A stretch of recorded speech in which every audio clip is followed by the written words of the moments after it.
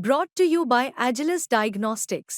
Health test की बात आती है तो मैं भरोसा करता हूँ India's largest diagnostics company Agilus diagnostics. खुद को टेस्ट करते रहो। राजधानी में एजेंसी की लापरवाही लोगों की जान पर कैसे भारी पड़ सकती है, इसका एक उदाहरण मैं आपको दिखाना चाहता हूँ। इस वक्त मैं मौजूद हूँ नारायणा की एक एमसीडी के डिस्पेंसरी में और इस डिस्पेंसरी को खुद डिपार्टमेंट की तरफ से खतरनाक घोषित कर दिया गया है। इस बिल्डिंग को खतरनाक घोषित किया गया है कि इस बिल्डिंग में कोई भी ना आए। बावजूद इसके यहाँ पर एमसीडी का ये डिस्पेंसरी लगातार पिछले कई महीनों से चलता आ रहा है और लोग यहाँ पर छोटे छोटे बच्चे, बुजुर्ग, महिलाएं आ रही हैं। उनकी जान के लिए बड़ा खतरा है।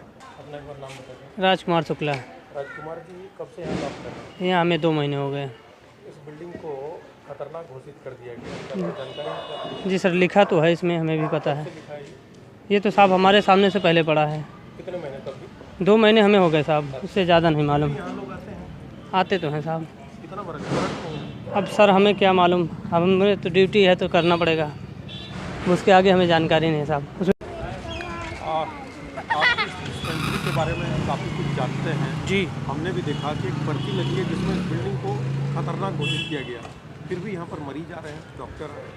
जी, आप देखोगे तो ये पर्ची काफ़ी महीनों से लगी हुई है और कुछ दिन के लिए आप देखोगे तो 1 हफ्ते के लिए बिल्डिंग बंद भी रही, पर उसके बाद दोबारा से इस बिल्डिंग का ऑपरेशन चालू हो गए और इसके अंदर डॉक्टर, मरीज सब बैठते हैं और सबकी जान को खतरा है। हाल ही में बुधवार को मैं यहाँ आया था, जिसमें मैंने देखा कि बहुत भीड़ है। बुधवार और शुक्रवार को मैं आपको बता दूँ कि यहाँ पे बच्चों का टीकाकरण होता है जो नियमित तौर पे होता है और वो टीकाकरण बिल्डिंग के अंदर हो रहा था, जिस बिल्डिंग के गेट पे बाहर लिखा हुआ था कि ये बिल्डिंग खतरनाक घोषित की हुई है और इस बिल्डिंग में अंदर आना मना है। और ये तब हो रहा था जब वहाँ पे बड़े बड़े अधिकारी बैठे थे, बिल्डिंग में डॉक्टर बैठे थे, नर्सिंग बैठे थे और जितना स्टाफ है वो सब भी अंदर बैठा था। कहीं ना कहीं उनकी जान को भी खतरा है इसमें। आपके हाथ में कुछ कागजात? जी, ये इसके लिए हम काफ़ी समय से विभाग को लिख रहे हैं कि इसको बनाया जाए, जच्चा बच्चा केंद्र बनाया जाए। मैं आपको बता दूं, दिल्ली का मास्टर प्लान 2021 है, वो कहता है कि हर 50,000 की आबादी पर एक जच्चा बच्चा केंद्र होना चाहिए। नारायणा की आबादी आप 2 लाख देखोगे तो 2 लाख से ऊपर है और यहाँ पे शुरुआत से जच्चा बच्चा केंद्र है, जिसकी 1986 में शुरुआत हुई थी। माननीय उपराज्यपाल साहब थे, उन्होंने इसका उद्घाटन किया था, पर उसके बाद से देखोगे आप यहाँ कोई काम नहीं हुआ। बिल्डिंग पूरी जर्जर हो चुकी है, ख़त्म, बिल्कुल सब इंफ्रास्ट्रक्चर बिल्कुल ख़त्म हो रखा है यहाँ पे। उसके बाद जब हमने इसको काफ़ी बार विभाग को लिखा इस बारे में, एक डीएचए साहब को हम यहाँ पे होते हैं, मैं आपको दिखा दूँ एक बार, आए थे, हमने उनको लिखी और उसके बाद ये लिखा हमने 2023 में, फरवरी 2023 में एक डीएचए साहब को लेटर लिखा कि इसको दोबारा तोड़कर नया बनाई जाए, इसकी हालत काफ़ी ख़राब है। तब जाके इस पर 2 टेंडर हुए। ये टेंडर की कॉपी आप देख सकते हैं। 31 लाख रुपए का ये टेंडर है, एमसीडी ने टेंडर किया था इसको रेनोवेट करने के लिए, इसकी हालत सुधारने के लिए। पर आप देखोगे ये टेंडर अवार्ड भी हो गया था, सब कुछ हो गया, पर उसके बाद भी यहाँ कोई काम नहीं हुआ। हम मांग कर रहे थे कि इसकी मरम्मत ना करके इसको यहाँ नया बनाया जाए, जच्चा बच्चा केंद्र बनाया जाए, जिससे लोगों को सुविधाएं मिले, यहाँ डिलीवरी हो, नियोनेटल केंद्र बनाया जाए, बच्चों की नर्सरी बनाई जाए, ऑपरेशन की सुविधाएं हो, उस तरह का यहाँ पे एक जच्चा बच्चा केंद्र लोगों को मिले। और इसी में ही आप देखोगे तो एक आरटीआई हमारे द्वारा लगाई गई थी,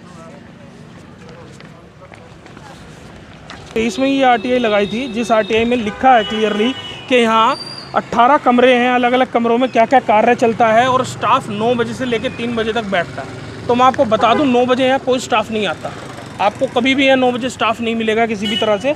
और इसमें सबसे मज़ेदार बात लिखी है कि पिछले 10 वर्षों से यहाँ कोई मरम्मत का कार्य नहीं हुआ।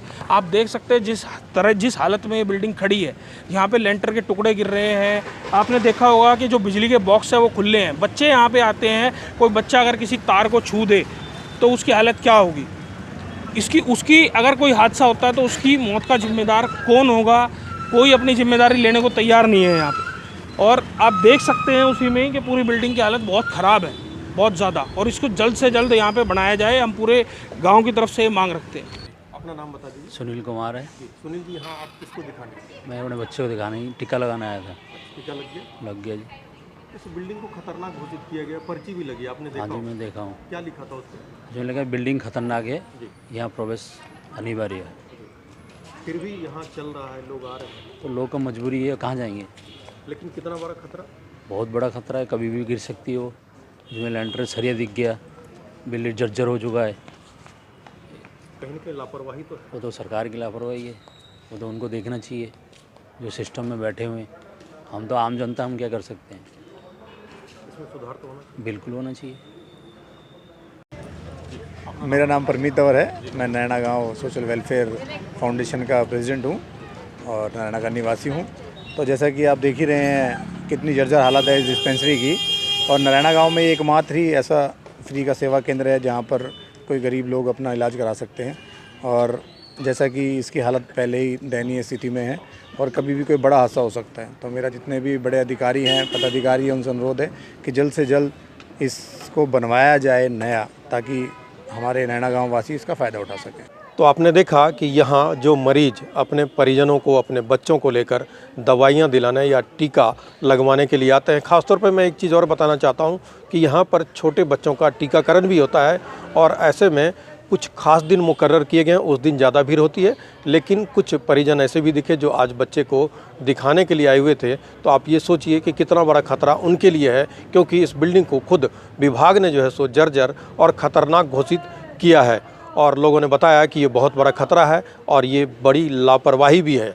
अब देखना ये होगा। हाँ, एक बात और है, जब यहाँ की जो डॉक्टर, जो हेड यहाँ की थी, वो जब बाहर निकली, उनको पता लगा कि दिल्ली तक की टीम आई हुई है, तो हमने पूरी जिम्मेदारी से उनसे ये सवाल पूछना चाहा कि आखिर इस बिल्डिंग को खतरनाक घोषित करने के बावजूद क्यों चलाया जा रहा है। इस पर उन्होंने कोई जवाब नहीं दिया। लेकिन देखने वाली बात यह है कि इस खतरे को एमसीडी यूं ही बरकरार रखती है या फिर कोई विभाग जो है वो संज्ञान लेता है। मनोरंजन कुमार, दिल्ली तक।